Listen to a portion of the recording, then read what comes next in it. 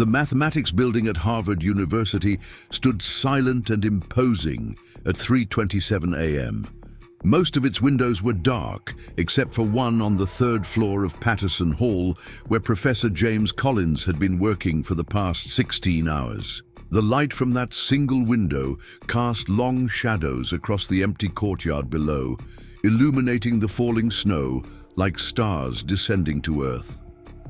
Inside that room, a discovery was about to happen that would change multiple lives forever.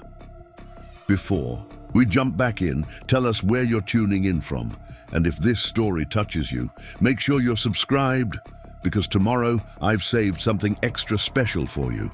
Professor Collins wasn't supposed to be there so late. At 52, with salt and pepper hair and perpetually smudged glasses, he had long ago promised his wife he would stop working these marathon sessions. But the Goldstein Prize competition deadline was 3 days away, and his submission on fractal geometry applications in quantum computing remained frustratingly incomplete. Something was missing, an elegant connection that danced just beyond his grasp. The building should have been empty. Campus security had made their rounds at midnight, nodding respectfully at the professor before continuing their patrol. The cleaning staff had finished at 1 a.m., leaving behind the faint scent of lemon cleaner and freshly vacuumed carpets. No students were authorized to be in the building after hours without special permission, which was why the sound stopped Professor Collins mid-equation.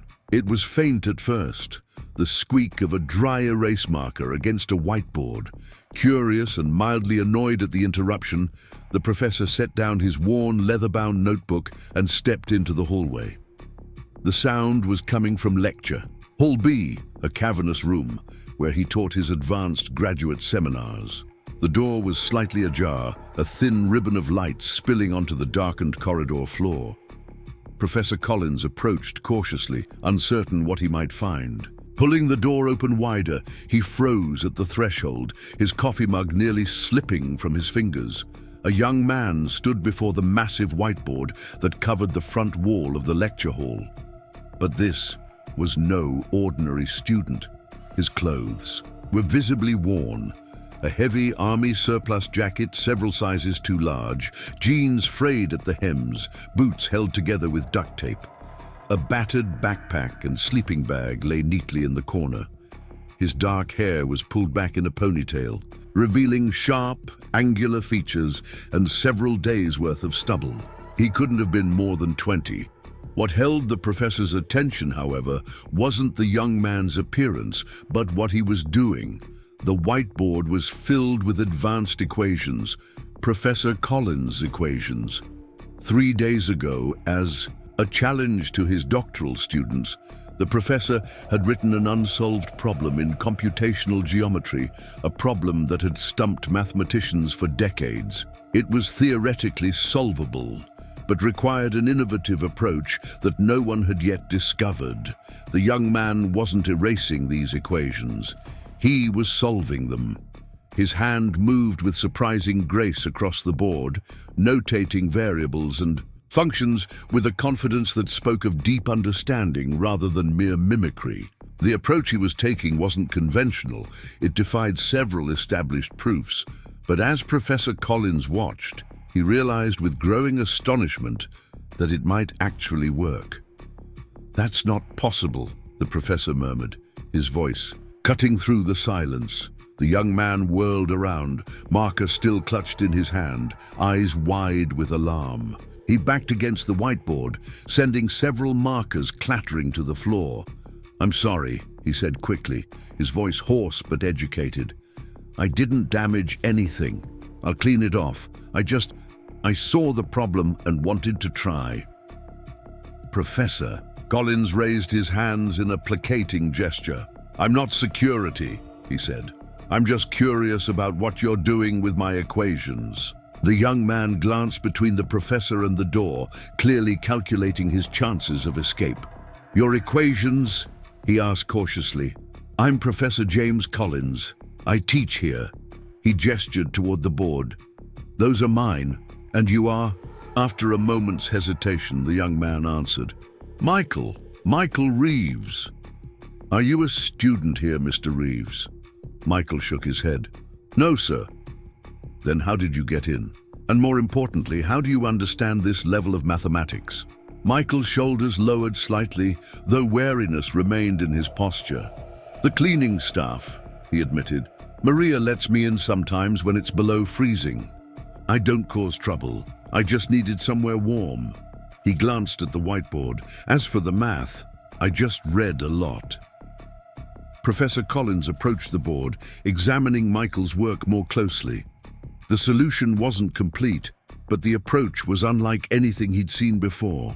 It incorporated elements of graph theory and topology in ways that challenged conventional mathematical thinking. Where did you learn this? He asked, gesturing to a particularly innovative section. Michael hesitated. Cambridge Public Library has a good mathematics section, and MIT leaves some of their course materials online. He looked away, embarrassment coloring his features. I've never had formal training.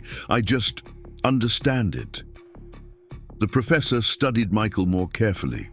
Despite his disheveled appearance, his eyes were clear and intelligent. His handwriting on the board was precise and organized, revealing a disciplined mind. You realize this problem has stumped professional mathematicians for years, Professor Collins said.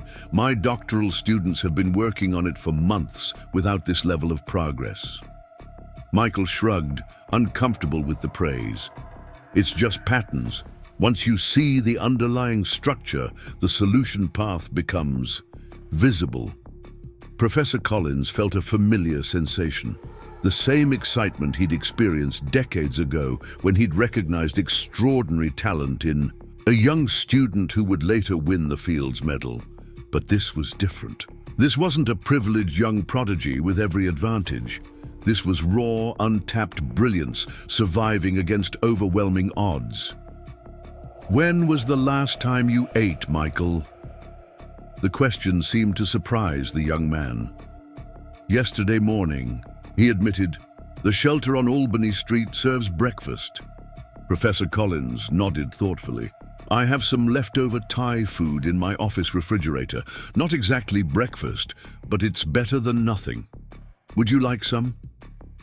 Michael hesitated, pride warring with hunger on his face. I didn't come here for handouts.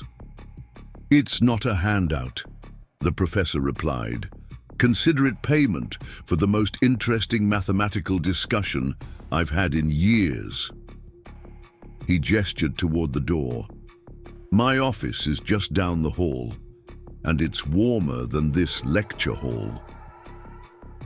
After a moment's consideration, Michael nodded, gathered his few belongings, and followed the professor. Preparing and narrating this story took us a lot of time, so if you are enjoying it, subscribe to our channel. It means a lot to us. Now back to the story. As they walked down the dimly lit corridor, Professor Collins found himself wondering about the circumstances that had led someone with such obvious intelligence to homelessness. He knew better than to ask directly. Dignity was often the last. Possession people clung to when they'd lost everything else. The professor's office was a testament to organized chaos. Bookshelves overflowing with mathematical texts, journals stacked in precarious towers, and every surface covered with notebooks and loose papers filled with equations. A worn leather couch sat against one wall, clearly used for late-night work sessions when the drive home seemed too daunting. Take a seat, Professor Collins said, gesturing to a chair as he retrieved a container of pad thai from a small refrigerator tucked beneath his desk. He placed it in the microwave on a shelf near the door, then poured 2 cups of coffee from a thermal carafe.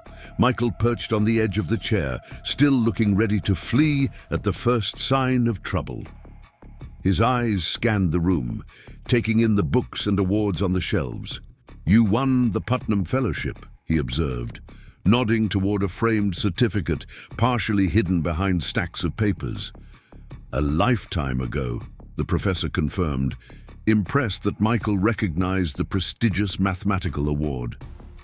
"You're familiar with the competition?" "I've worked through all the problem sets from the past 30 years, Michael said simply. "The library has them archived." The microwave beeped, and Professor Collins handed the warmed container and a fork to Michael.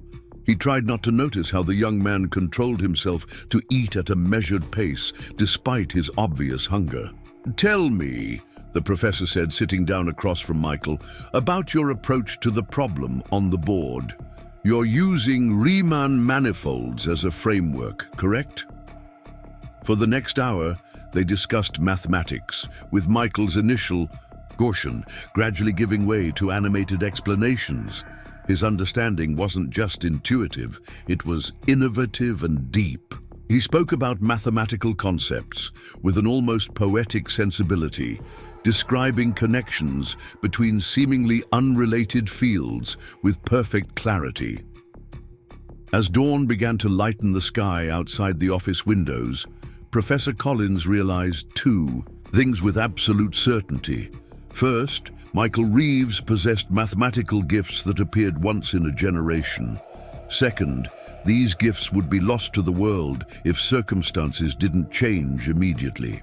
"Michael," he said carefully as their discussion reached a natural pause, "may I ask how you came to be in your current situation?"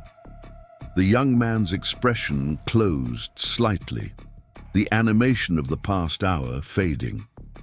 "It's not an unusual story," he said, setting down his empty coffee cup. "My mother died when I was 16. Foster care until I aged out. No money for college. Jobs are hard to find when you don't have an address or phone." He shrugged as if the trajectory were perfectly logical. "The library's been good to me. And the shelters when it's too cold." Professor Collins nodded, careful to keep pity from his expression. "And the mathematics?" For the first time, a small smile crossed Michael's face. "That's always been there. Numbers make sense when nothing else does. They don't lie or disappoint or change their rules without warning." He glanced at his worn backpack. "Books don't care if you're reading them in a mansion or a shelter." The professor considered his next words carefully. "I have a proposal for you, Michael. It's not charity, quite the opposite. It would be a fair exchange of value." Michael's wariness returned. "What kind of proposal?" "I'm working on a submission for the Goldstein Prize, a rather prestigious award in applied mathematics. The deadline is in 3 days, and I've hit a wall with my approach." He gestured toward the whiteboard, visible through his open office door. "Your method for solving that problem suggests you might see a way forward that I don't. I'd like to hire you as a consultant." "A consultant?" Michael repeated, skepticism evident in his voice. "I don't have credentials. I don't even have an address. Credentials are irrelevant. Results are what matter." Professor Collins leaned forward. "I can pay you a fair consulting fee, in cash if that's preferable. The math department has discretionary funds for exactly this kind of situation." Michael studied the professor's face, looking for deception or pity. "What would you expect from me?" 3 days of your time, a fresh perspective on my work, that's all." "And after those 3 days?" The professor spread his hands. "That would be entirely up to you. But if your contributions are as valuable as I suspect they might be, I'd be interested in a longer-term arrangement." Michael was silent for a long moment, weighing the offer against whatever alternatives he faced.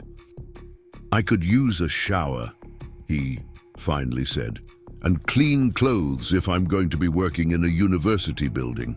Professor Collins smiled. "I think we can arrange that. The athletic center opens at 6. They have shower facilities. And there's a department store on Massachusetts Avenue that should be open by 8. "I don't need new clothes," Michael said quickly. "Just access to a laundromat. Consider appropriate attire part of the consulting expense," the professor insisted. "The department has an image to maintain." Michael looked like he might argue further, but instead he nodded once. 3 days, he agreed, but I'd like half the payment up front.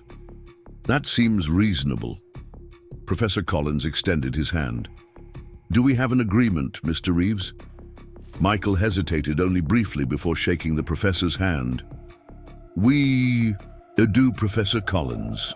As they finalized the details of their arrangement, neither man fully realized how significantly this pre-dawn encounter would alter both their lives. The professor saw a brilliant mind in need of opportunity. Michael saw a temporary reprieve from the daily struggles of homelessness. What neither yet understood was that they had just formed a connection that would ultimately reshape the landscape of theoretical mathematics and challenge fundamental assumptions about potential, privilege, and the paths to academic excellence. The athletic center was quiet when they arrived, with only a few early morning swimmers and dedicated gym-goers present. Professor Collins spoke briefly with the front desk attendant, explaining that Michael was a visiting consultant for the mathematics department. The young woman barely glanced at Michael's worn clothing before handing over a temporary access card and pointing toward the locker rooms. Take your time, the professor told Michael. I need to make a few calls. I'll meet you in the lobby in an hour. Michael nodded, clutching the small toiletry kit the professor had purchased from a convenience store on their walk over. As he disappeared into the locker room, Professor Collins found a quiet corner in the lobby and pulled out his phone. His first call was to his wife, explaining his absence and his unexpected discovery. Eleanor Collins, herself a professor of literary theory, listened without interruption. James, she said when he'd finished, do you realize what you're proposing? Taking responsibility for a homeless young man you've just met? I'm not taking responsibility for him, Professor, Collins clarified. I'm offering him work he's uniquely qualified to do. And the shower, the clothes, the implied promise of something more permanent after these 3 days? The professor sighed. You haven't seen what I've seen, Eleanor. This young man solved a problem that has stumped our entire department. His mind works in ways that... He paused, searching for words. It would be a crime to let this talent go to waste. Your heart's in the right place, his wife said softly. Just be careful not to promise more than you can deliver. Hope can be cruel when it's offered and then withdrawn. I know, he acknowledged, but I have to try. His next call was to Dr. Harriet Chen, the department chair. Unlike his wife, Dr. Chen interrupted him multiple times with sharp questions about Michael's background and mathematical capabilities. When he'd finished, she was silent for a long moment. This is highly irregular, James, she finally said, using departmental funds to hire an unvetted consultant with no credentials or formal training. Irregular, but not unprecedented, he countered. Remember Anton Winters? He was a high school dropout when the physics department brought him on as a consultant. He's now leading their quantum computing initiative. That was different. Anton had recommendations from... I'm giving you my recommendation now, Professor Collins interrupted. This young man has mathematical insights I haven't seen since Wei-Ping Lee. And we both know Lee would never have made it here without Professor Hamilton taking a chance on him 30 years ago. Another pause, longer this time. 3 days. Dr. Chen finally conceded the department can authorize $2,500 for a short-term consultation. But James, this is on you if it doesn't work out. It will, he assured her. Thank you, Harriet. When Michael emerged from the locker room 50 minutes later, the transformation was subtle but significant. His hair was clean and tied, back neatly, his face freshly shaved. He wore the same worn clothes, but they somehow looked less disheveled on his now clean frame. He carried his backpack and sleeping bag, clearly unwilling to leave his few possessions unattended. Better? He asked, with the first hint of humor the professor had seen from him. Much, Professor Collins confirmed. Now, about those clothes. They walked to a department store on Massachusetts Avenue, where the professor efficiently guided Michael to select 2 pairs of pants, 3 shirts, a sweater, underwear, socks, and a new pair of shoes. Michael protested at each addition, but the professor was firm. "Consider it an investment in our working relationship," he insisted. "The department has an expense account for visiting scholars. This falls well within those parameters." After changing into one of the new outfits in the store's fitting room, Michael looked like any other graduate student, perhaps a bit thin, a bit wary around the eyes, but nothing that would draw unwanted attention. They returned to the mathematics building as the campus was coming to life, students hurrying across the quad to morning classes, professors carrying coffee cups and leather messenger bags. No one gave them a second glance as they made their way to the professor's office. "I've arranged for you to use a vacant office next to mine," Professor Collins explained, unlocking a door to reveal a small but comfortable space with a desk, computer, whiteboard, and couch. "It belonged to a professor on sabbatical. You can leave your things here safely." Michael set his backpack and sleeping bag in a corner, his expression unreadable. "What exactly do you want me to work on?" The professor handed him a thick folder. "This is my research on fractal geometry applications in quantum computing. The basic premise is sound, but I've hit a roadblock with the transitional algorithms between classical and quantum states." He paused. "Take today to review the material. We'll discuss your thoughts tomorrow morning." "And where will I stay? Tonight?" Michael asked carefully. "That couch folds out into a reasonably comfortable bed," the professor replied. "The office has its own bathroom with a shower. No one will disturb you here." He placed a department key card and a campus food service card on the desk. "The key card gives you access to this building. The food card has enough credit for meals at any campus dining facility." Michael picked up the cards, studying them with an expression that suggested he was looking for the trap. "This seems like a lot for a 3-day consultation." "Perhaps," Professor Collins acknowledged. "But finding the right solution to this problem could be worth millions in research grants to the department. Consider it a proportional investment." After ensuring Michael had everything he needed, the professor left for his own office, instructing his assistant to hold all calls and visitors. He spent the day catching up on neglected work, all the while aware of the extraordinary circumstance he had initiated. Occasionally, he glanced at the closed door of the adjacent office, wondering what Michael was making of his research. Around 6 that evening, he knocked gently on Michael's door. When there was no answer, he used his master key to peek inside. Michael was asleep on the couch, surrounded by papers covered in equations. The professor's research folder lay open beside him, several pages marked with sticky notes. On the whiteboard was a complex diagram that Professor Collins didn't immediately recognize, something that incorporated elements of his work, but extended them in unexpected directions. Quietly, the professor closed the door and returned to his office, a smile playing at the corners of his mouth. For the first time in weeks, he felt genuine hope for his Goldstein Prize submission. The next morning, Professor Collins arrived early, carrying 2 coffees and a bag of pastries from a cafe near his home. He found Michael already awake, standing before the whiteboard with a marker in hand, adding the final touches to what appeared to be an entirely new framework for the quantum transition problem. "Good morning," the professor said, setting the coffee and pastries on the desk. "I see you've been busy." Michael turned, and the professor was struck by the transformation overnight rest and security had wrought. The young man stood straighter, his eyes clearer and more focused, his movements less guarded. "Your approach was almost there," Michael said without preamble. "But you were trying to force a continuous transition when a discrete quantum jump is more efficient." He gestured to the board. This framework preserves the fractal's self-similarity across quantum states without requiring continuous translation. It's mathematically elegant and computationally practical. Professor Collins studied the equations, understanding flowering in his mind.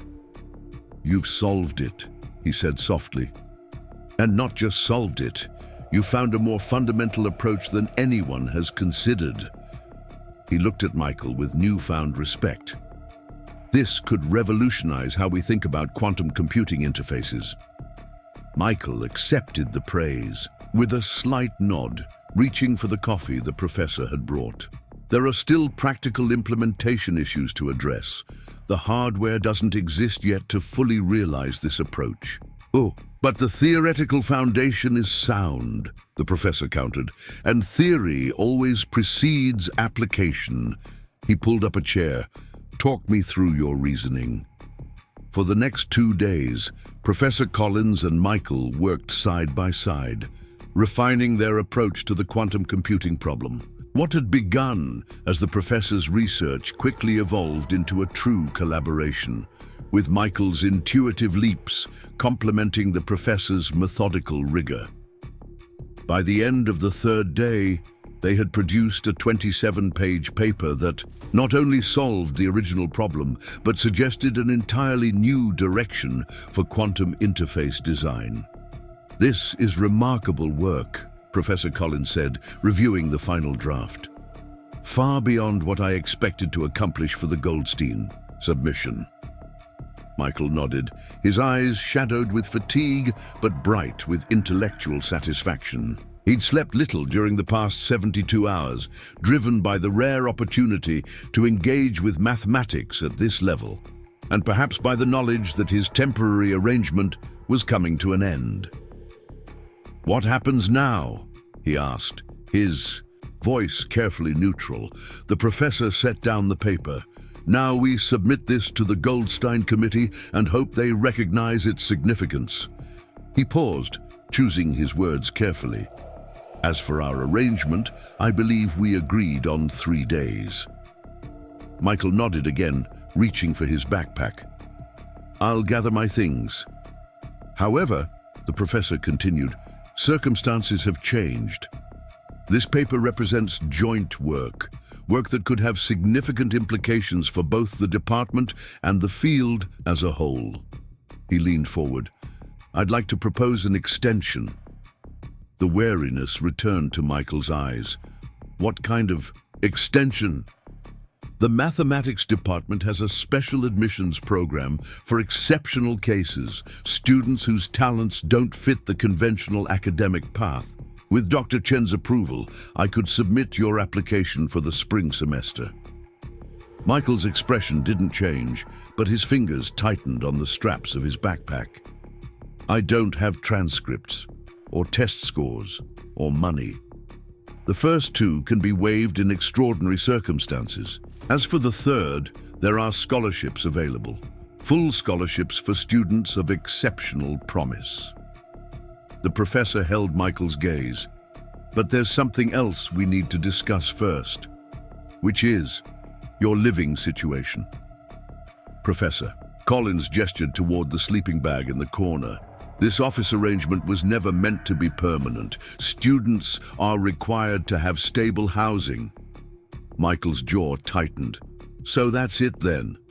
"That's not what I meant," the professor said quickly. "My wife and I have discussed this. We have a guest apartment above our garage. Small, but private. It's yours if you want it, at least until more permanent accommodations can be arranged."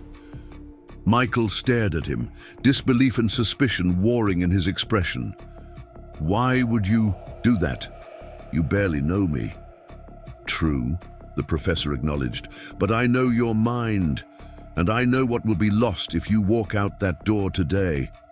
He spread his hands. "Consider it an investment in potential, yours and the department's."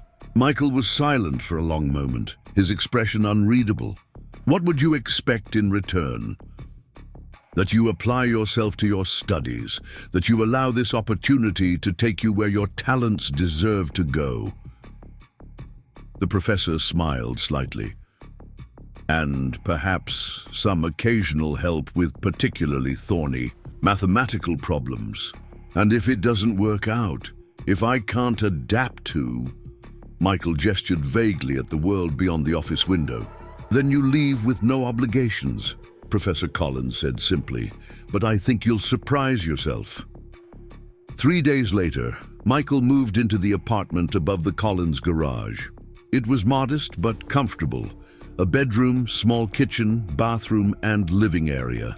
Eleanor Collins had stocked the refrigerator and cupboards, left fresh linens on the bed, and placed a desk lamp and coffee maker on the counter. She had done so without fanfare, understanding instinctively that Michael would accept practical necessities more readily than emotional gestures. Michael stood in the center of the apartment after the professor and his wife had left, looking both lost and found at the same time. He ran his fingers along the spines of the mathematics books they had placed on a small bookshelf. Gifts, not loans. On the desk sat a laptop, on indefinite loan from the department, according to Professor Collins. For the first time in years, Michael was surrounded by walls that weren't institutional, by a silence that wasn't filled with the breathing of strangers or the ambient noise of public spaces. The sensation was both comforting and terrifying. He spent that first night sitting at the kitchen table until dawn, filling page after page with equations, not because he needed to, but because mathematics was the only language in which he felt fluent. The only way he knew to process the sudden, disorienting change in his circumstances. The weeks that followed brought a cascade of adjustments. There were forms to fill out, interviews with department officials who tried to hide their skepticism behind professional smiles, medical exams that revealed the physical toll of years of homelessness. Through it all, Professor Collins remained a steady presence, navigating bureaucratic obstacles with quiet determination. Dr. Chen, the department chair, was initially resistant. "This is highly unconventional," she told Professor Collins during a tense meeting in her office. "Special admissions are typically reserved for students with unusual backgrounds, but still some formal education." "Read his work," the professor insisted, pushing the Goldstein submission across her desk. "Then tell me he doesn't belong here." Grudgingly, she agreed to review the paper. 3 days later, she called Professor Collins back to her office. "This is extraordinary," she admitted, gesturing to the pages covered in her notes. "The quantum leap approach is... elegant isn't even the right word. It's transformative." She removed her glasses. But academic potential isn't the only consideration. There are social aspects to university life, psychological adjustments, all of which can be addressed with appropriate support, the professor interrupted. "Harriet, if we turn him away, what message does that send about who belongs in mathematics? About what kinds of minds we value?" Dr. Chen sighed. "You always were more of an idealist than is healthy in academia, James." She tapped her pen against the desk. "I'll approve a provisional enrollment for the spring semester with conditions. He'll need to pass placement exams. He'll need regular meetings with academic advisors and counseling services. And he'll need a mentor." "I'll be his mentor," Professor Collins said immediately. "You're too close to the situation," she countered. "I'm assigning Dr. Abernathy from Applied Mathematics. He has experience with non-traditional students." Professor Collins wanted to argue, but recognized a compromise when he heard one. "Thank you, Harriet. You won't regret this." Her expression was skeptical. "That remains to be seen." While the administrative wheels turned, Michael began a different kind of adjustment. Eleanor Collins, a practical woman with a soft heart carefully disguised beneath academic credentials, took it upon herself to help him navigate the unfamiliar terrain of his new life. She taught him to use the washing machine in their garage, showed him how to grocery shop efficiently on a budget, and introduced him to the concept of regular meals. She did all this with a matter-of-fact kindness that asked nothing in return, seeming to understand that Michael's habitual silence wasn't rudeness, but self-preservation. "James tells me you're preparing for placement exams," she said one evening, finding Michael studying at the small table outside his apartment. "How is that going?" Michael looked up, momentarily startled by her presence. "Fine," he said after a pause. "The material isn't difficult." Eleanor nodded, not bothering to point out that the material was advanced calculus and abstract algebra. "I thought you might like some tea," she said, setting a steaming mug on the table. "It helps me focus when I'm writing." Michael accepted the mug with a nod that might have been gratitude or merely acknowledgement. "The professor mentioned you teach literary theory." "I do," she confirmed. "Modernist literature primarily. Not quite as precise as mathematics, but it has its own kind of rigor." "I wouldn't know," Michael said. "I haven't read much beyond math texts and the occasional science fiction novel from the library." Eleanor considered this. "Would you like some recommendations? Reading fiction can be a valuable counterbalance to mathematical thinking." Michael looked skeptical, but didn't refuse. The next day, he found 3 novels outside his door, slim volumes with worn covers that suggested they had been read and treasured. He read the first one that night, surprised to find himself absorbed in a narrative that had nothing to do with equations or theory. The character's struggles with identity and belonging resonated in ways he hadn't expected. When he returned the book to Eleanor 2 days later, their conversation lasted almost 15 minutes, the longest non-mathematical discussion he'd had in years. Meanwhile, Professor Collins was facing his own adjustments. His colleagues were divided about his pet project, as some called Michael behind closed doors. A few supported the decision to give the young man a chance. Others worried about academic standards and precedents. The mathematics department had never been known for embracing unconventional students, particularly ones without formal credentials. "You're putting your reputation on the line," Dr. Franklin, a longtime colleague, warned him over lunch in the faculty dining room. "If this doesn't work out..." "It will," Professor Collins insisted. "You haven't seen what I've seen, David. This young man has an intuitive grasp of abstract structures that I've encountered maybe twice in my career." "Even if that's true," Dr. Franklin countered, "mathematical talent isn't enough. He has no academic foundation, no research experience, Neither did Ramanujan," the professor interrupted, referencing the self-taught Indian mathematician whose revolutionary work had emerged from poverty and isolation. Dr. Franklin raised an eyebrow. "Setting the bar rather high, aren't we?"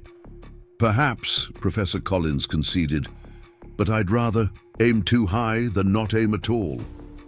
The conversation was interrupted by a text message from Eleanor. "Michael passed all placement exams.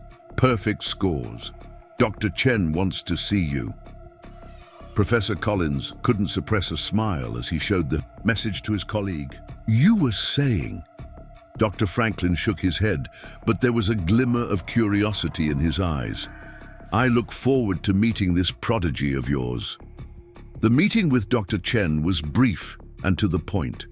Michael had not only passed the placement exams, but had annotated several questions with alternative approaches that the examiners found intriguing and mathematically sound.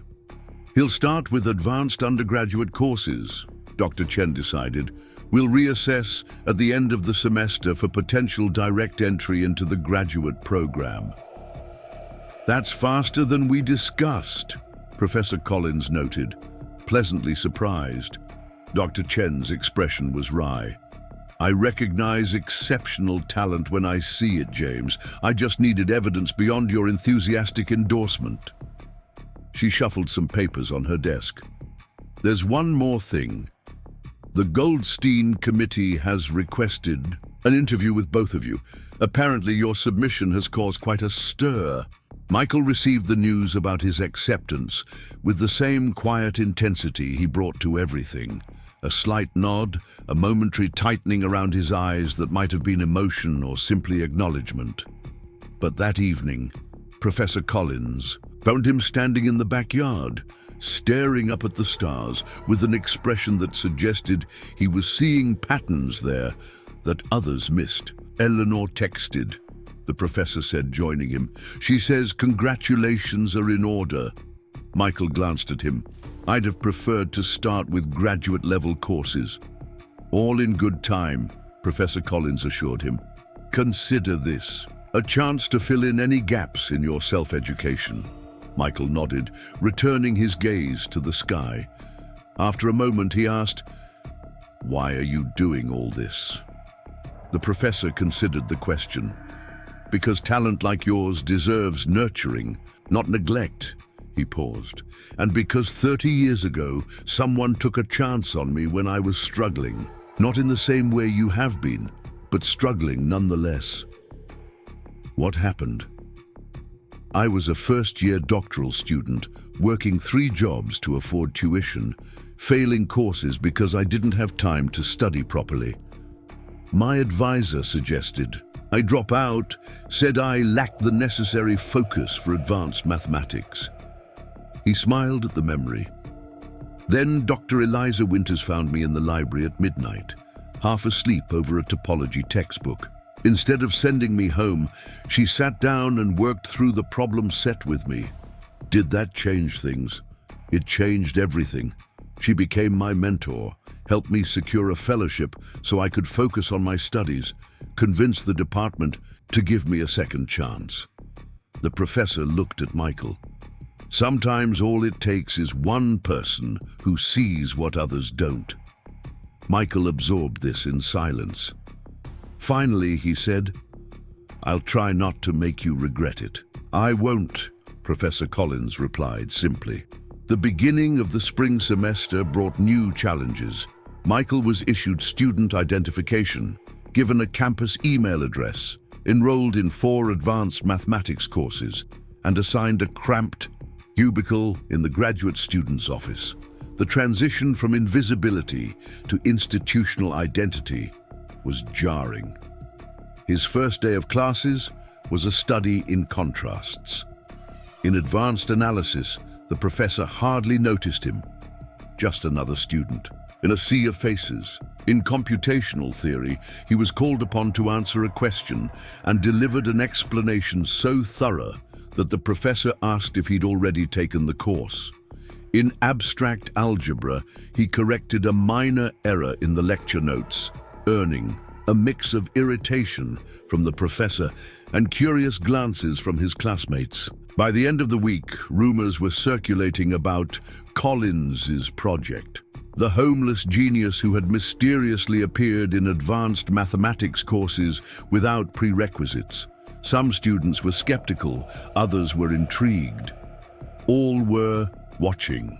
Michael was aware of the attention, but seemed indifferent to it. He attended classes, completed assignments with meticulous precision, and spent long hours in the library. He avoided the social spaces of campus, the dining halls, student center, even the mathematics department lounge, where students gathered to discuss problem sets. What he couldn't avoid were his fellow students. During the 3rd week of classes, a study group for abstract algebra approached him in the library. "You're Michael, right?" asked a young woman with short, dark hair and intelligent eyes. "I'm Emma Chen. This is Raj, Tyler, and Sophia." She gestured to her companions. "We're struggling with Professor Harmon's latest problem set.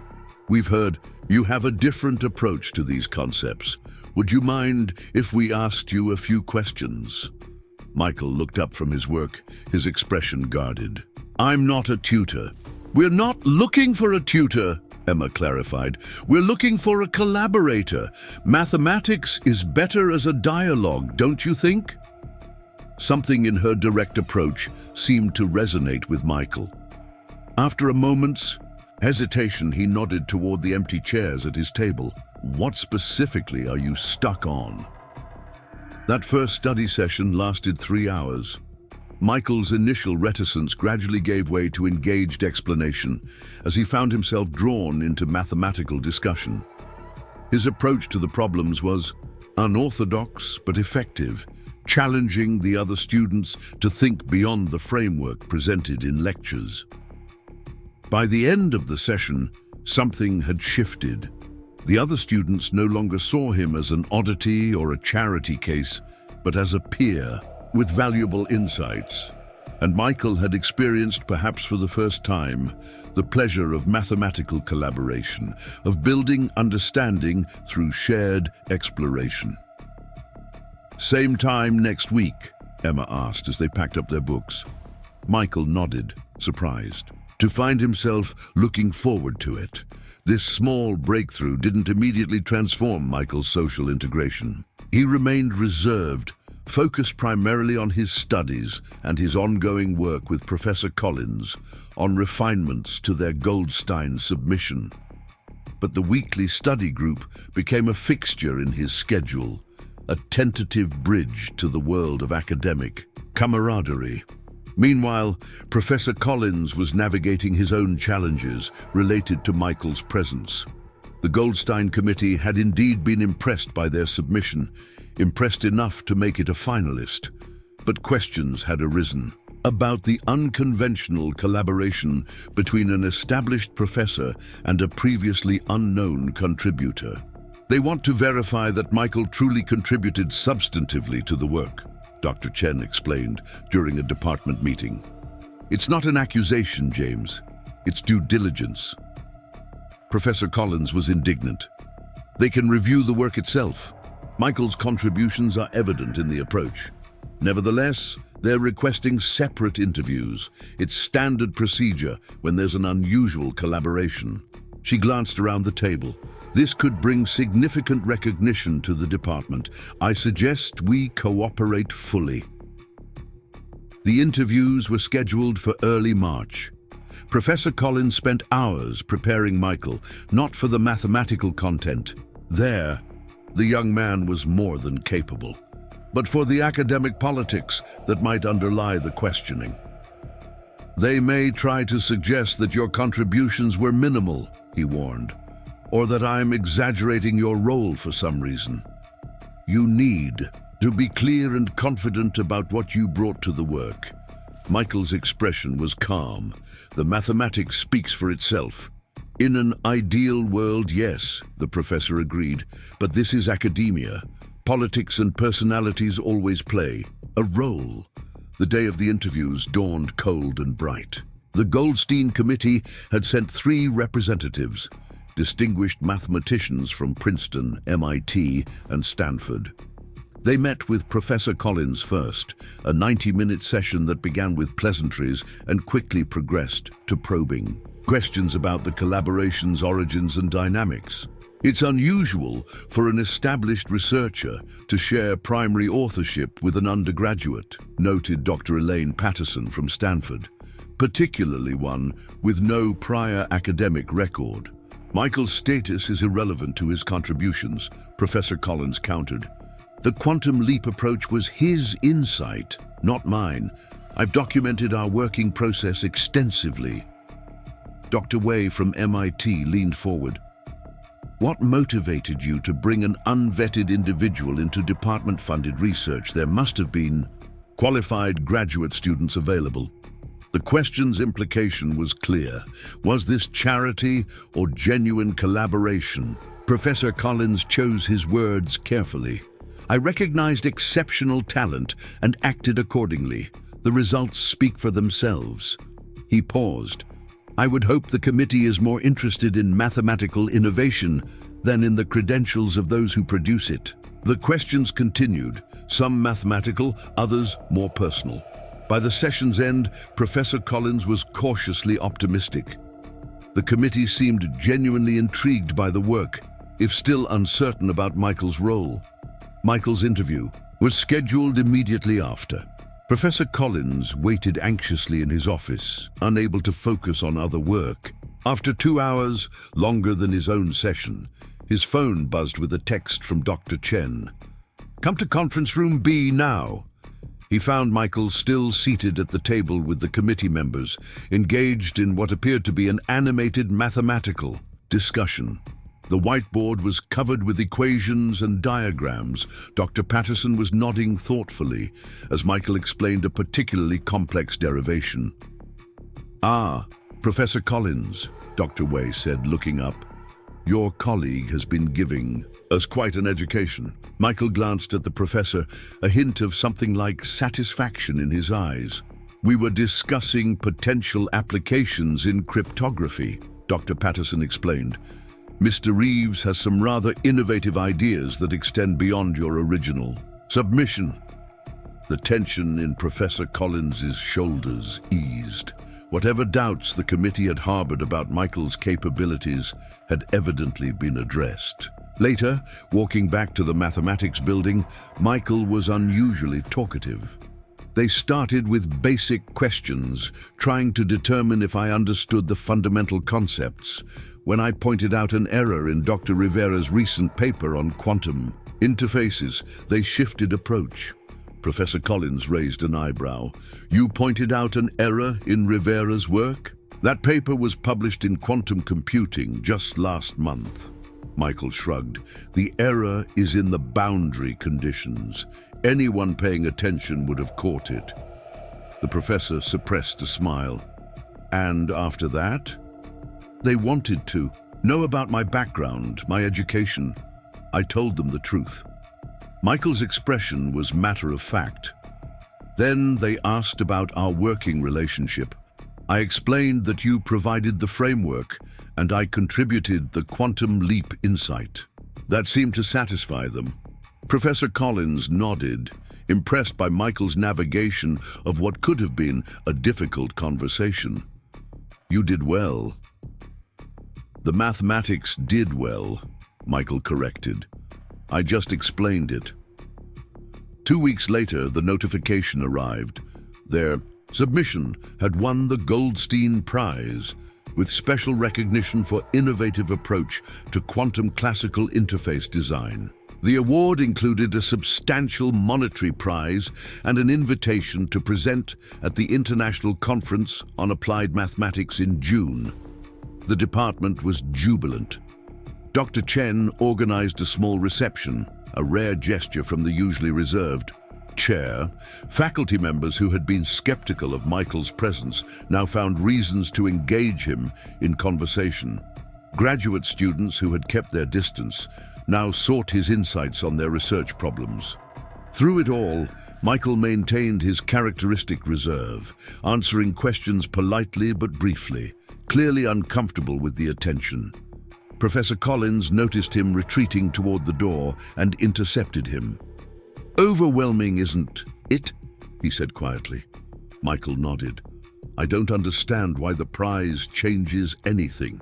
The work is the same as it was before. That's academia for you. Recognition often matters more than content." The professor glanced at the crowded room. "You can leave if you want. I'll make your excuses."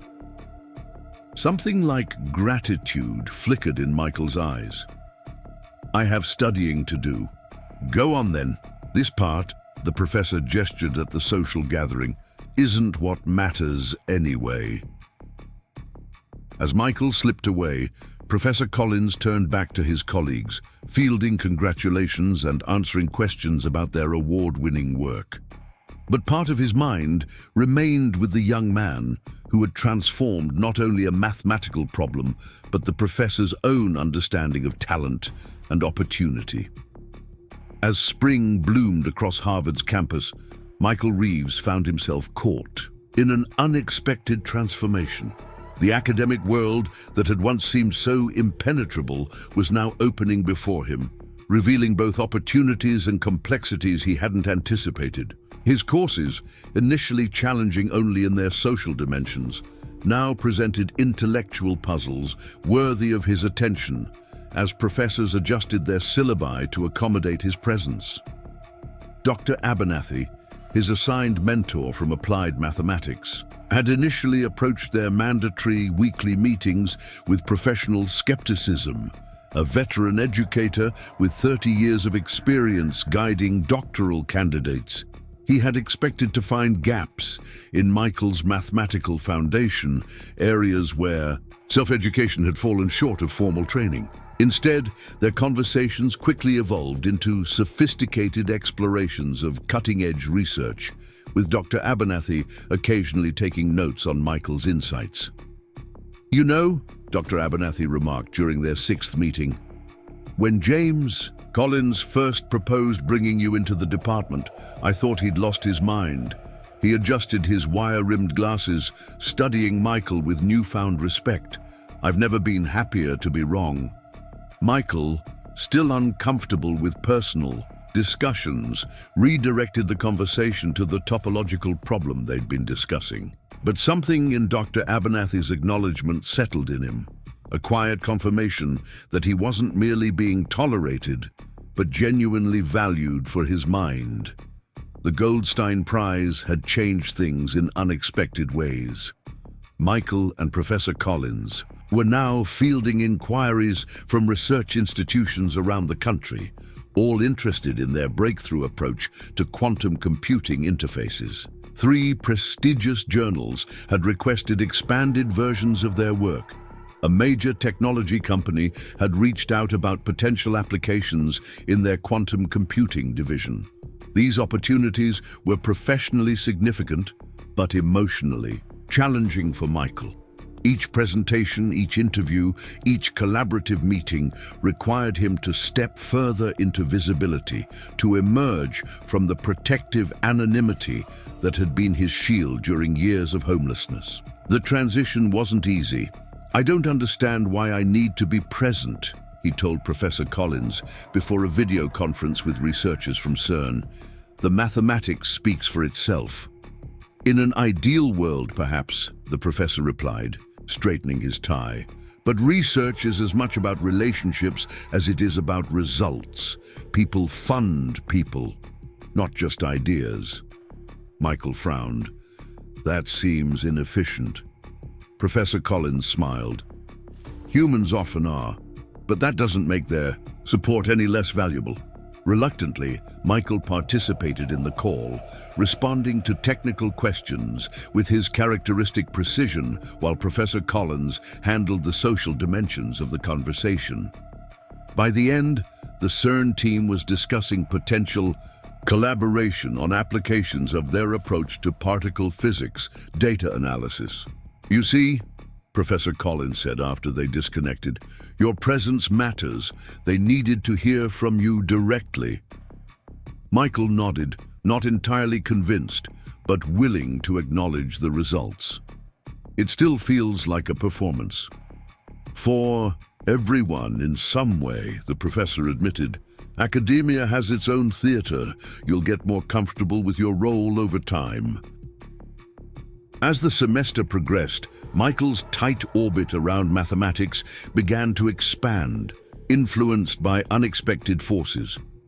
The study group that had formed around him in February had grown, attracting students from various mathematical disciplines. What had started as pragmatic problem-solving sessions evolved into wide-ranging discussions of theoretical applications and creative approaches. Emma Chen, the graduate student who had first approached him, proved particularly persistent in drawing Michael out of his shell. The daughter of Dr. Harriet Chen, she had inherited her mother's formidable intelligence and determination. Unlike others who treated Michael as either a curiosity or a savant, Emma engaged with him as a peer, challenging his ideas, offering alternative perspectives, occasionally teasing him for his intense focus. "You need to come to this," she announced. One April afternoon, dropping a flyer on top of the problem set Michael was reviewing in the library. "The Computational Theory Symposium, it's next Thursday." Michael glanced at the flyer. "I've read the papers being presented, nothing groundbreaking." "That's not the point," Emma insisted. "It's the discussions between sessions that matter, the informal exchanges, the unexpected connections." "I don't do well with informal exchanges," Michael reminded her. "All the more reason to practice." She tapped the flyer. "Besides, Dr. Rivera will be there. You know, the one whose paper you found errors in. Don't you want to see his face when he realizes you're in the audience?" Michael suppressed a smile. "That's a petty motivation." "But effective," Emma countered. "Come on, Michael. You can't become a real mathematician by hiding in the library forever." Her persistence wore him down. The following Thursday, Michael found himself in a crowded lecture hall, listening as Dr. Rivera presented his latest research on quantum interface protocols. The irony wasn't lost on Michael that the presentation incorporated corrections to the very errors he had identified, without attribution or acknowledgement. During the question and answer session, Emma nudged Michael. "Go ahead," she whispered. "Ask him about the boundary conditions." Michael hesitated, then slowly raised his hand. When called upon, he stood, aware of curious glances from those who recognized him as Collins' project. "Your revised approach to the boundary conditions represents a significant shift from your published work," he said, his voice steady despite his discomfort with public speaking. "What prompted the reconsideration?" Dr. Rivera blinked, clearly unprepared for the pointed question. "Ongoing review of the literature," he said vaguely. "Science is an iterative process." "Specifically," Michael pressed, "did the Goldstein Prize-winning paper on quantum leap interfaces influence your revisions?" "The approach seems remarkably similar." A murmur ran through the audience. Dr. Rivera's expression tightened as recognition dawned. "You're Reeves," he said. "Collins' co-author." Michael nodded once. "Your work was informative," Dr. Rivera conceded reluctantly, "among other sources." "I'm glad to hear it was helpful," Michael replied, the faintest edge in his voice. As he sat down, Emma was grinning. "Worth coming for that moment alone," she whispered. To Michael's surprise, he found himself agreeing. There was a certain satisfaction in standing his ground, in claiming recognition for work that deserved acknowledgement. It was a new feeling, this public assertion of intellectual territory, but not an unpleasant one. After the symposium, several attendees approached Michael, interested in discussing the Goldstein paper and his current research. To his own amazement, he managed these conversations without acute discomfort, focusing on the mathematics rather than the social dynamics. When Professor Collins found him an hour later, Michael was deep in discussion with a visiting researcher from Caltech about potential applications in cryptography.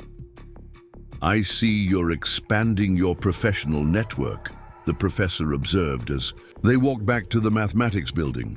"Emma insisted I attend," Michael explained. "It was not as uncomfortable as expected." Professor Collins smiled. "Emma Chen has good instincts. She's one of our most promising doctoral candidates." "She mentioned applying for the Folger Fellowship next year," Michael said. "Her approach to algorithmic complexity is innovative. Is that so?" The professor glanced at him, something knowing in his expression.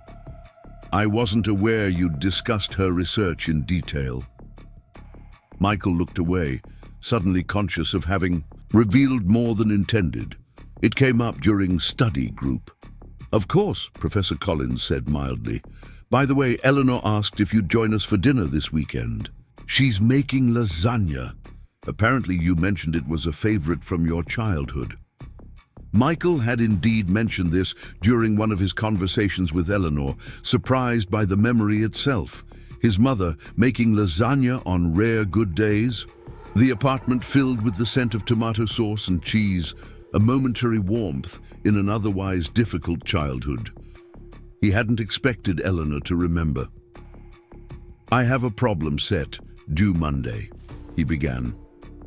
"Which you could complete in your sleep," Professor Collins countered. "It's just dinner, Michael. No agenda, no academic politics, just food and conversation." After a moment's hesitation, Michael nodded. "Thank you, I'd like that." The dinner at the Collins home was the first of many.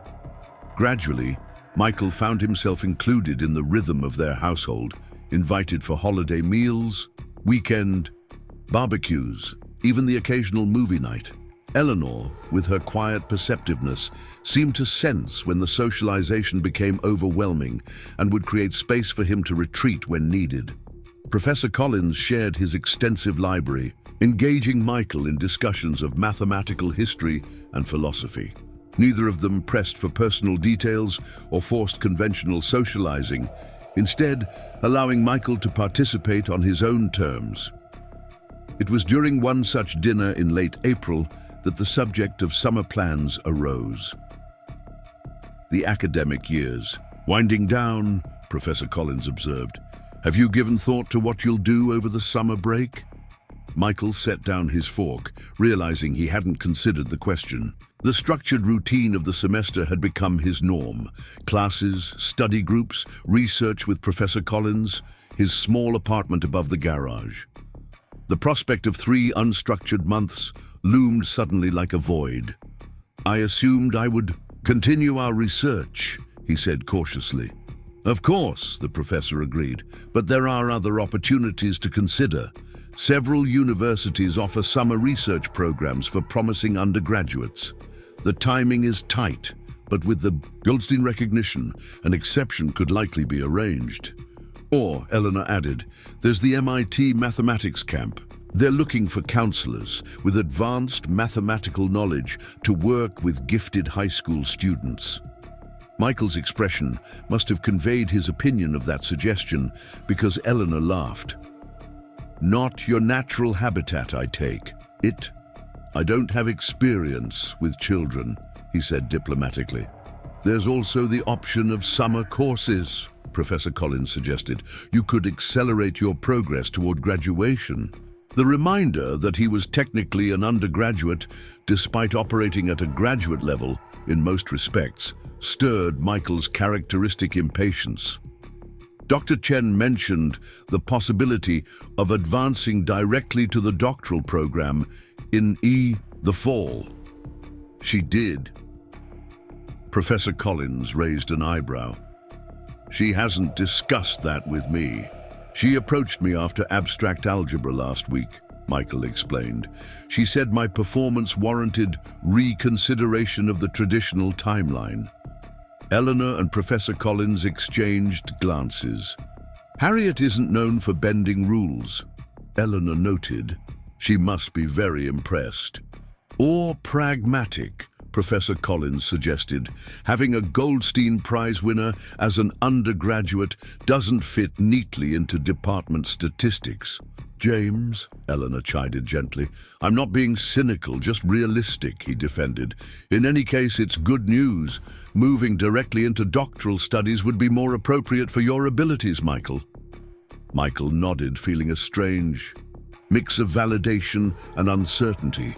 The accelerated path was what he wanted, what made sense academically. Yet the rapidity of the change, the swift transition from homelessness to Harvard undergraduate to potential doctoral candidate in less than a year, was disorienting.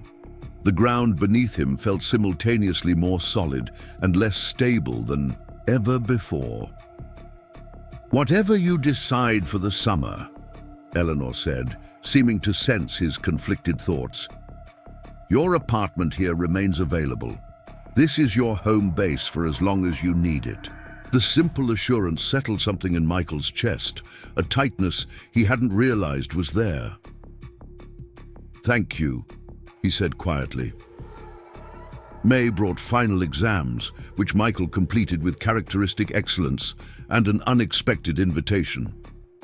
The International Conference on Applied Mathematics, where he and Professor Collins were scheduled to present their Goldstein work, had added a special panel on non-traditional paths in mathematics.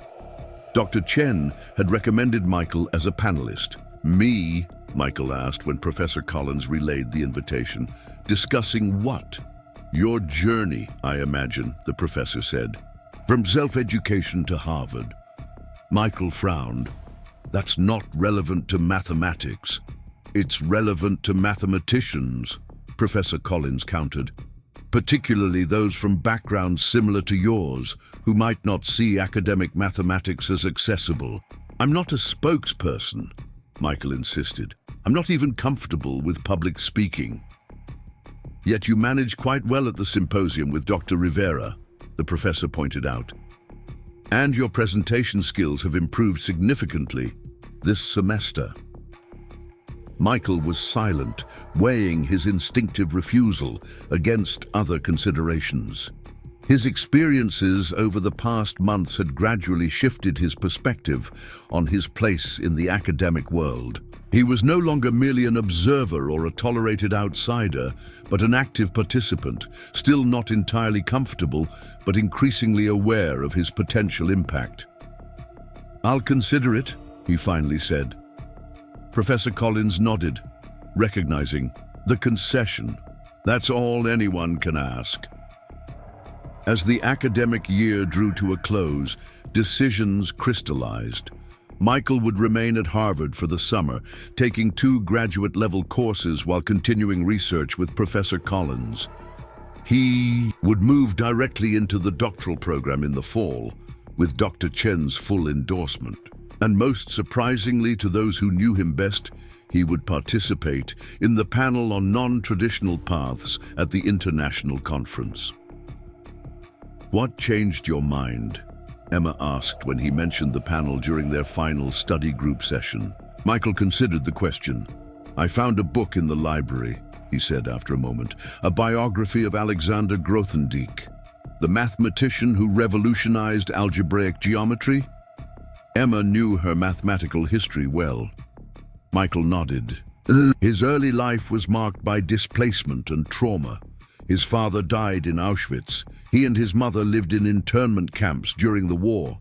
Despite this, or perhaps because of it, he developed a unique mathematical perspective, seeing connections others missed. And this influenced your decision about the panel. Grothendieck wrote that mathematics had been his sanctuary when the world made no sense. Michael met her gaze. "I understand that perspective." Emma studied him, her expression thoughtful. "You might help someone else find their way to that sanctuary." "Perhaps," Michael acknowledged. "It seems worth the discomfort to try." The International Conference on Applied Mathematics was held in Zurich, a city of pristine efficiency and mathematical heritage. For Michael, who had never left the United States, never even flown on an airplane, the journey itself was an exercise in managing unfamiliar experiences. Professor Collins, recognizing the potential for overwhelm, arranged for direct flights and quiet accommodations away from the main conference hotel. Their presentation on the quantum leap interface was scheduled for the second day of the conference. Despite Michael's growing comfort with academic presentations, standing before an international audience of distinguished mathematicians tested his composure. Yet when the moment came, the mathematics took precedence over his anxiety. He found himself moving through the complex material with fluidity, responding to questions with growing confidence. Dr. Rivera was in the audience, his expression carefully neutral as Michael explained the boundary condition approach he had earlier questioned. So was Dr. Chen, who nodded approvingly at particularly elegant points in the presentation. By the session's end, the response was overwhelmingly positive, with several attendees approaching afterward to discuss potential collaborations. "You've arrived," Professor Collins said quietly as they left the presentation hall. Not many first-year students command that level of respect at an international conference. "The work earned the respect," Michael corrected. "Not me personally. In mathematics, perhaps more than any other field, the work and the mind behind it are inseparable," the professor observed. "They're responding to your mathematical insight, which is very much you." The panel on non-traditional paths was scheduled for the conference's final day, As it approached, Michael found himself increasingly preoccupied with what he might say. His natural inclination toward privacy warred with the potential value of sharing his experiences. The night before the panel, he sat in his hotel room, attempting to organize his thoughts into coherent talking points. A knock at his door interrupted his preparation. It was Professor Collins, holding a folder. "Russ, I brought something you might find interesting," he said, handing Michael the folder as he entered. Inside were printouts of emails, dozens of them, from students and faculty around the world. All had been sent since the announcement of the Goldstein Prize, and all expressed variations on a theme: inspiration. A community college student wrote about seeing Michael's name and background in the prize announcement and feeling for the first time that his own mathematical aspirations might be possible despite financial constraints. A professor from a university in Brazil described using Michael's story to encourage talented students from impoverished backgrounds. A high school teacher in Detroit wrote about an entire class being motivated by the homeless Harvard mathematician to take their studies more seriously. "I didn't show you these earlier," Professor Collins explained, "because I didn't want to burden you with expectations or public perception. But with tomorrow's panel, I thought you should know the impact your journey is already having." Michael read through the emails slowly, an unfamiliar tightness in his throat. "I didn't do anything extraordinary," he said finally. "I just followed the mathematics." "That's precisely what makes your story powerful," the professor replied. "You didn't set out to be an inspiration. You simply pursued what called to you despite extraordinary obstacles." Michael closed the folder, processing this unexpected dimension of his situation. "I'm not sure what to do with this." "You don't need to do anything," Professor Collins assured him. "Just be aware that when you speak tomorrow, your words may reach further than you imagine." The panel room was unexpectedly full the next morning. Michael had anticipated a sparsely attended session, a side event of limited interest compared to the mathematical presentations that were the conference's primary focus. Instead, he found himself facing a diverse audience of students, faculty, and professionals, many standing along the walls after the seats had filled. The moderator, a mathematician from Oxford with a working-class background himself, introduced the panelists. A woman who had begun her mathematical career after age 40, a refugee who had completed his education in camps before earning a professorship, a man from rural Appalachia who had taught himself calculus while working in coal mines, and Michael. Each represented a different kind of non-traditional path. Each had overcome significant barriers to reach their current positions. When Michael's turn came to speak, he set aside his prepared notes and simply began where his story had truly started. "I found mathematics in a public library when I was 12 years old," he said, his voice quiet but clear. "My mother was working double shifts. We were living in a one-room apartment with unreliable heat. The library was warm and quiet, and the mathematics section was usually empty." He described discovering algebra, then calculus, then abstract mathematics over years of self-directed study.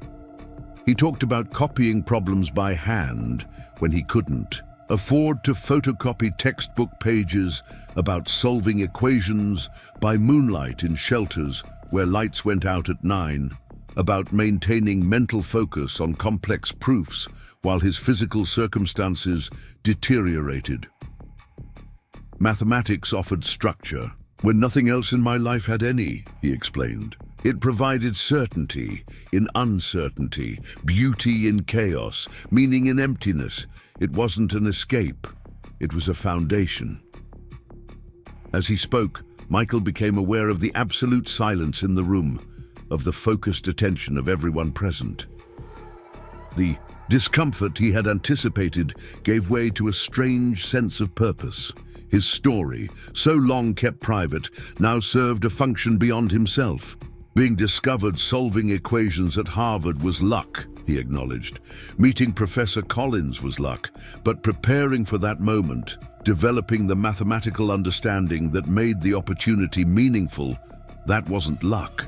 That was thousands of hours of work, often under conditions that no one should have to endure.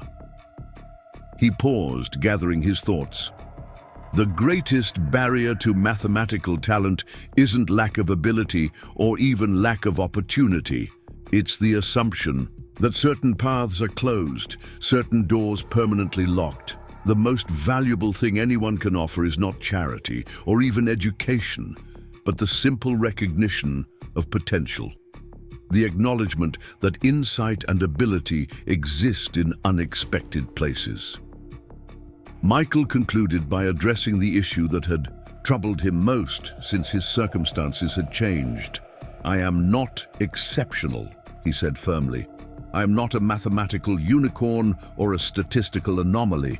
I am simply visible where others remain unseen. For every person like me who finds their way into academia through some chance encounter, there are dozens of equally capable minds lost to poverty, marginalization, or simple lack of recognition.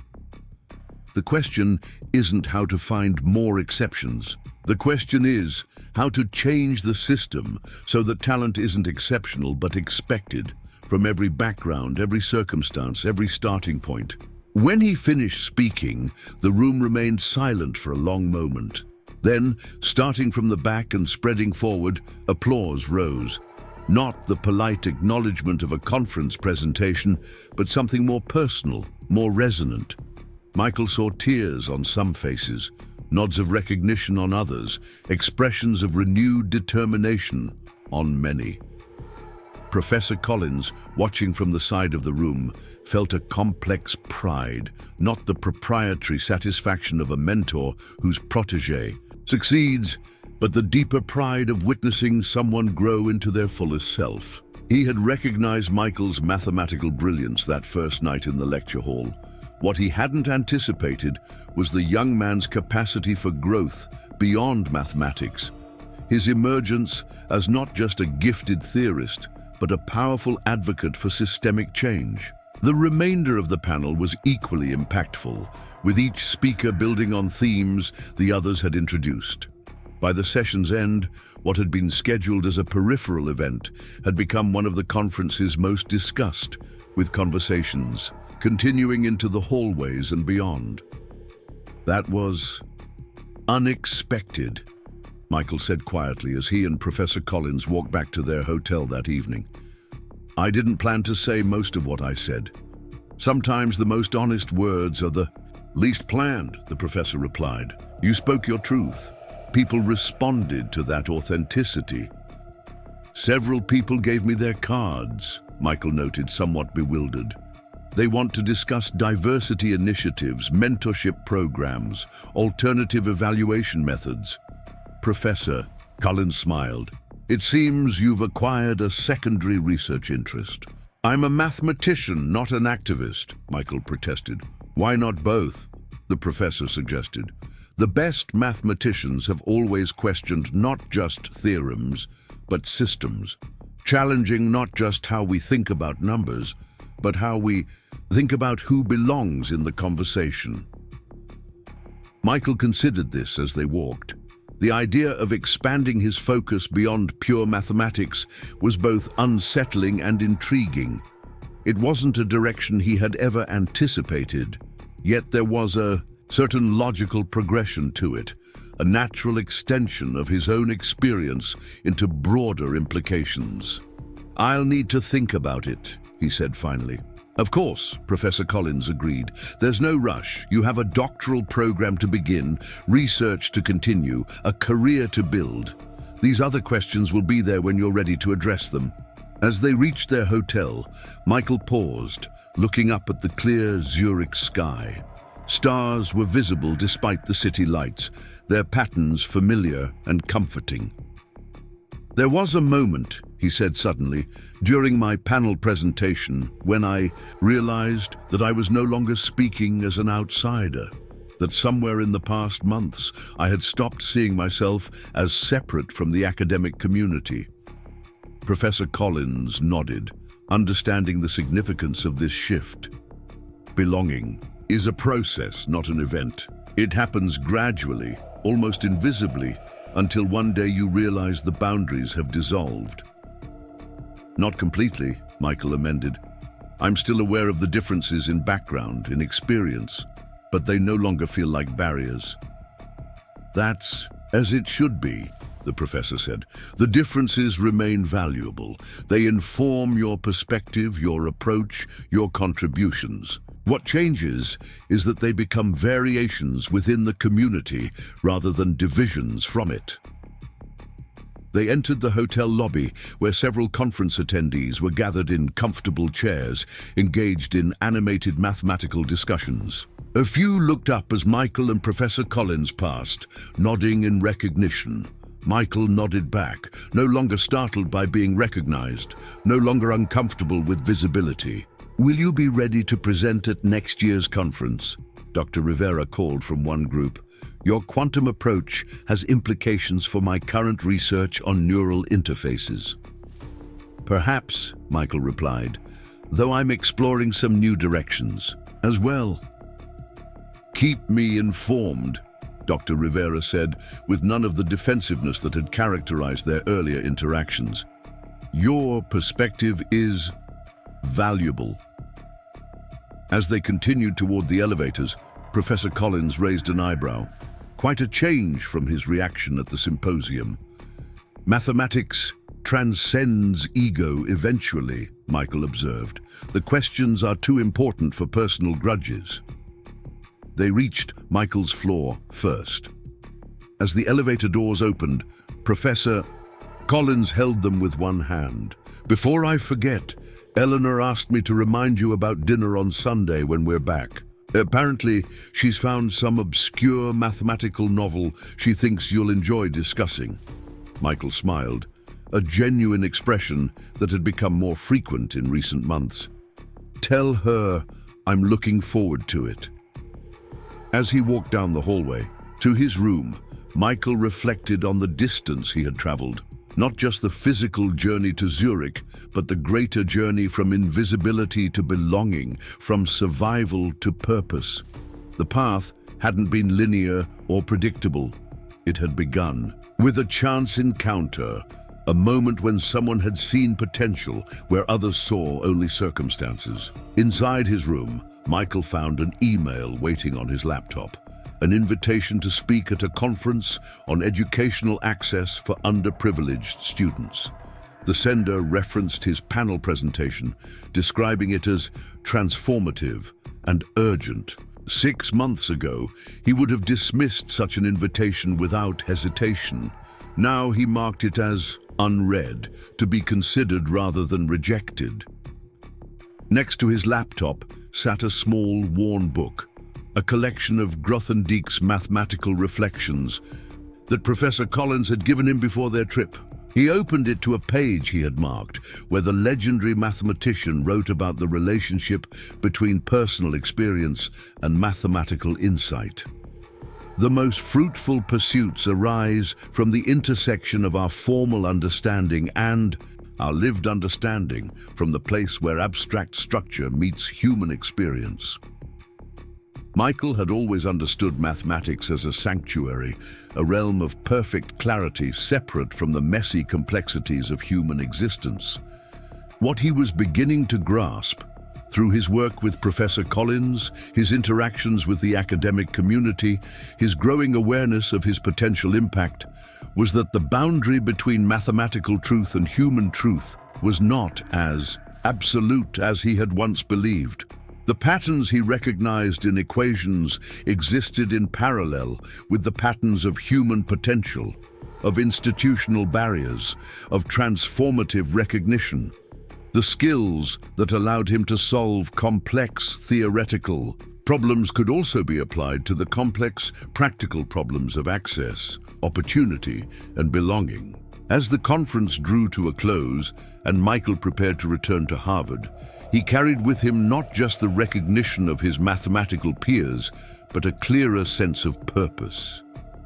The path ahead remained challenging. A doctoral program to complete, research to advance, personal growth to navigate. But for perhaps the first time, he could envision not just his next steps, but a broader trajectory. Seated on the plane beside Professor Collins, watching the Swiss landscape recede beneath them, Michael thought about the email waiting for response, about the students who might benefit from hearing his story, about the systems that might be redesigned to recognize talent in unexpected places. "What are you thinking about?" Professor Collins asked, noticing his thoughtful expression. Michael considered the question. "The next problem," he said finally. The professor smiled, understanding that the answer encompassed far more than mathematics. "There's always a next problem, isn't there?" "Fortunately," Michael agreed. As the plane rose above the clouds, Michael looked out at the vast expanse of sky, limitless, complex, beautiful in its patterns. He had once thought mathematics was his only sanctuary, the only place where he truly belonged. Now he understood that belonging wasn't about finding a fixed refuge, but about creating spaces where every mind could flourish, where potential could be recognized regardless of circumstance, where the patterns of human possibility could unfold in all their remarkable variations. The next problem indeed, he thought, and perhaps the most important one yet. 5 years had passed since that fateful night when Professor James Collins discovered Michael Reeves solving equations on a whiteboard at 3 a.m. The mathematics building at Harvard looked much the same. Imposing stone facade, polished wooden doors, corridors lined with theorems and formulas, but within its walls, subtle transformations had taken place. On a crisp autumn afternoon, Professor Collins stood at the back of Lecture Hall B, watching as Dr. Michael Reeves guided a diverse group of students through the complexities of advanced topology. At 35, the professor's hair had gained more silver at the temples, his face a few more lines of experience. He had come to observe, not out of obligation, but out of genuine pleasure in witnessing the continuation of an extraordinary journey. Michael had completed his doctoral program in record time, producing a dissertation that challenged fundamental assumptions about quantum computing interfaces. His work had earned him immediate offers from prestigious institutions around the world. To everyone's surprise, perhaps most of all his own, he had chosen to remain at Harvard, accepting a junior faculty position that quickly evolved into a tenured professorship as his research continued to break new ground.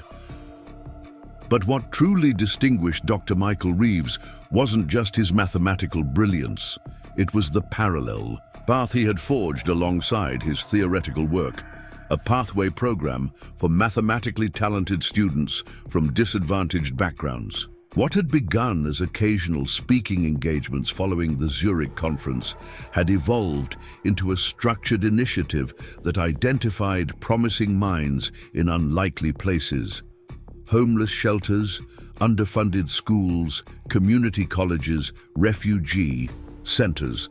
The Unseen Minds program, as it was called, had started small, just 5 students that first year, granted special admission to Harvard's mathematics department through an alternative evaluation process Michael had designed.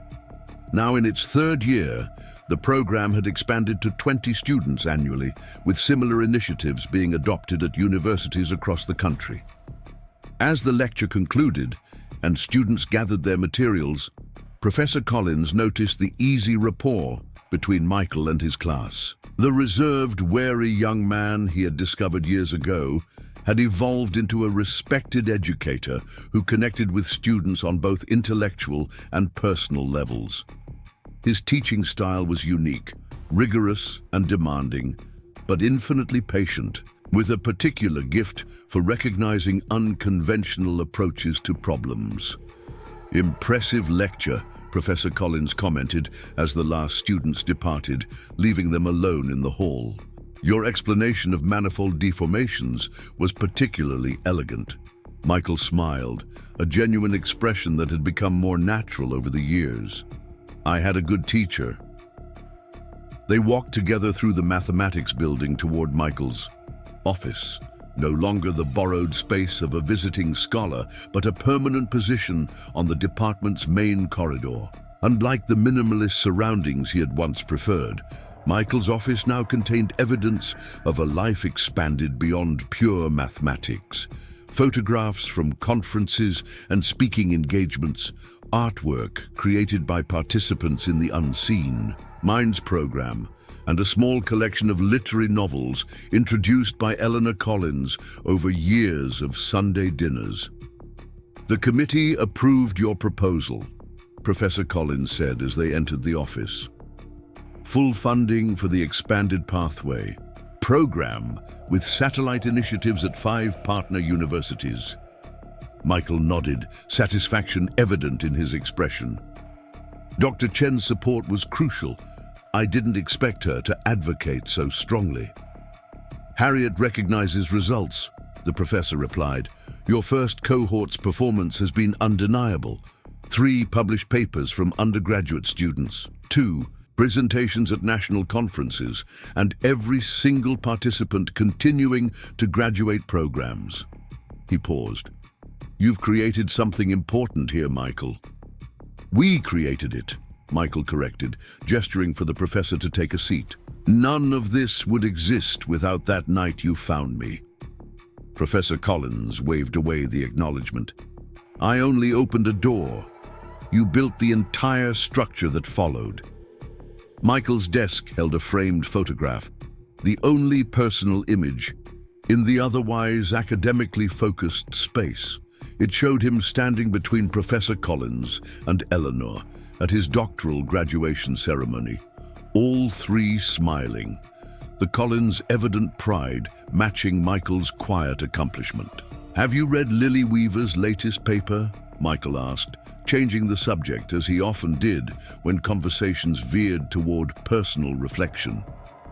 Her approach to computational complexity is revolutionary. Professor Collins nodded, recognizing both the deflection and the genuine enthusiasm. Lily had been among the first students in the Unseen Minds program, a young woman from Appalachia who had taught herself advanced mathematics while working as a night clerk at a gas station. Remarkable work, he agreed. MIT is already expressing interest in her for graduate studies. Stanford and Princeton as well, Michael added. She'll have options I never had. A brief shadow crossed his expression, not bitterness but remembrance of his own journey. They discussed departmental matters for a while, curriculum adjustments, research funding, conference schedules, the routine business of academic life that had once seemed so foreign to Michael. Now he navigated these waters with practiced, as though still with his characteristic directness that occasionally ruffled traditional academic sensibilities. Eleanor asked me to remind you about dinner tomorrow, Professor Collins said as their meeting wound down. She's making that pasta you like. I'll be there, Michael promised. The weekly dinners at the Collins home had become a constant in his life, a connection that had evolved from charity to mentorship to genuine family bonds. After Professor Collins departed, Michael remained in his office, reviewing applications for the next Unseen Minds cohort. Each folder contained not just academic measures, but detailed personal statements, alternative evidence of mathematical thinking and evaluations from community organizations trained to recognize unconventional talent. A knock at his door interrupted his review. It was Emma Chen, now Dr. Emma Chen, having completed her own doctoral work 2 years earlier.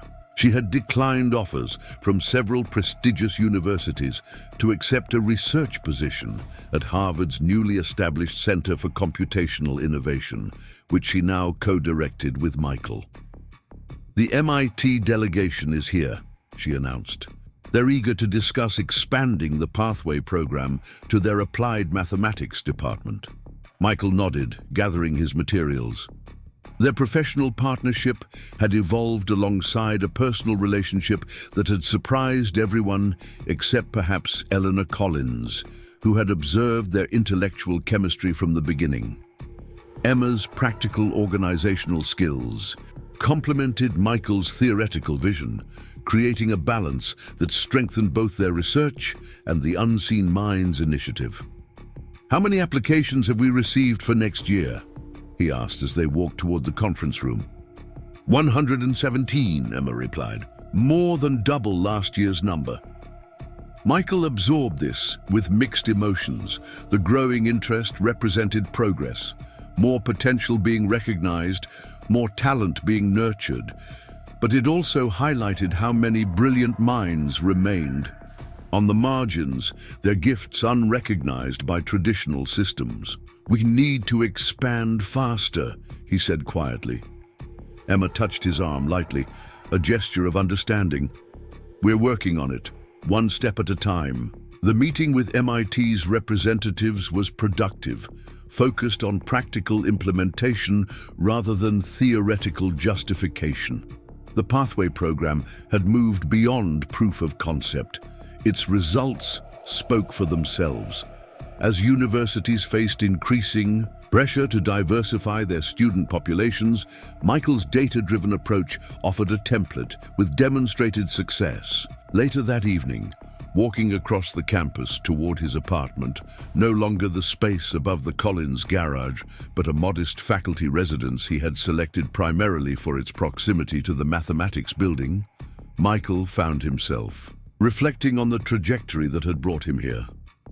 The campus was quiet in the gathering dusk, students hurrying between classes or huddled on benches absorbed in conversation. Michael still felt a moment of dissonance sometimes, looking at these young people with their easy belonging, remembering his own years of pressing his face against the metaphorical window of academia, seeing a world that seemed permanently beyond his reach. Now he held keys to that world, not just for himself, but for others whose paths mirrored his own.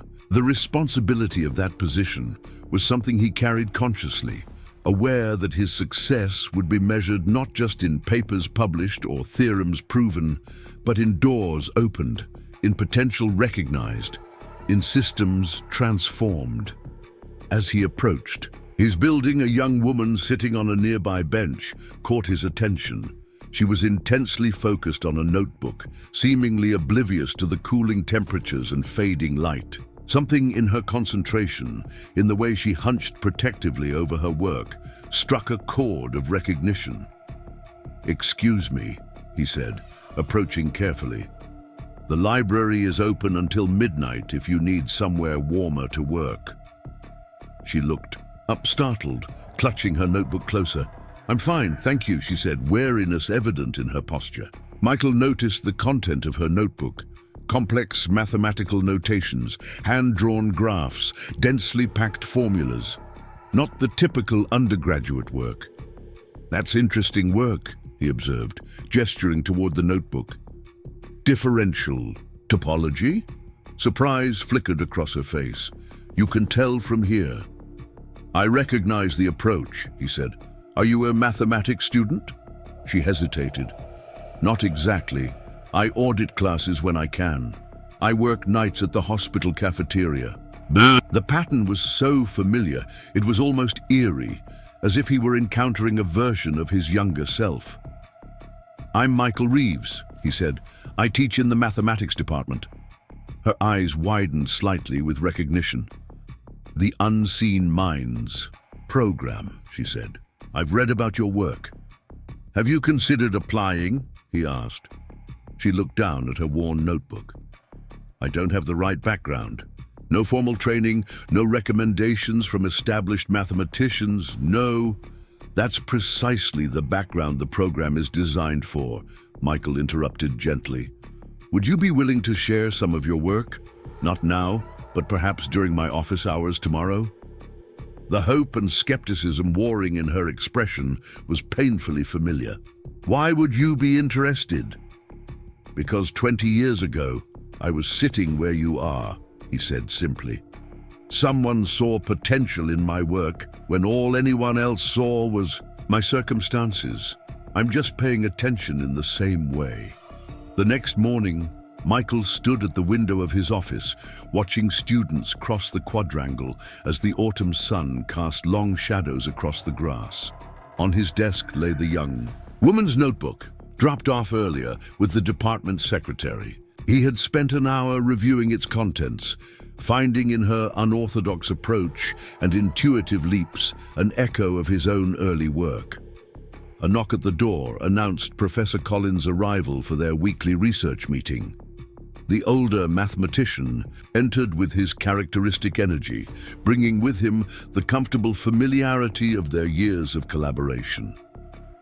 "I've found another one," Michael said without preamble, handing him the notebook. Professor Collins raised an eyebrow, then took a few minutes to review the material. "Remarkable insight," he concluded, "completely untrained. Self-taught through online courses and whatever textbooks she could access," Michael confirmed. "Works nights at the hospital, audits classes when her schedule allows." The professor nodded, understanding the significance. The cycle continues. "It does," Michael agreed, "but differently this time. She won't have to wait for a chance encounter in the middle of the night. There's a pathway now, a recognition system, a community waiting to welcome her." As they began their research discussion, Michael felt a profound sense of completion, not an ending, but a fulfillment of potential that extended beyond his own journey. The mathematics he had once used as a shield against a hostile world had become a bridge connecting isolated brilliance to community, connecting theoretical abstraction to practical transformation. Later that day, as he prepared for a lecture on advanced computational theory, Michael reflected on the true nature of his work. He had always understood mathematics as a search for patterns, for underlying structures that explained and predicted the behavior of systems. What he now recognized was that his most important contribution wasn't to quantum computing or abstract topology, but to the human system of opportunity and recognition. The patterns he had identified weren't just in equations, but in potential, in the consistent emergence of exceptional minds from unexpected places, in the predictable obstacles they faced, in the transformative impact of simple recognition. The theorem he was proving, day by day, wasn't written in the language of calculus, but in the language of human possibility. As students filed into the lecture hall, Michael noticed the young woman from the bench slip into a seat at the back. Notebook ready, expression intent. He nodded slightly in acknowledgement, one unseen mind recognizing another, one pathway opening to the next. The true discovery, he realized as he began his lecture, hadn't been made by Professor Collins finding him that night.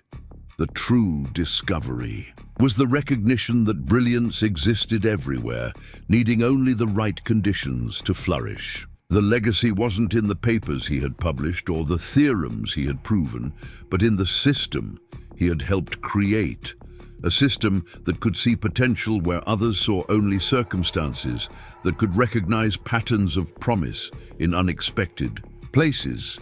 As he guided his students through complex mathematical terrain, Michael understood with perfect clarity that his journey had come full circle. The equation had balanced. The proof was complete.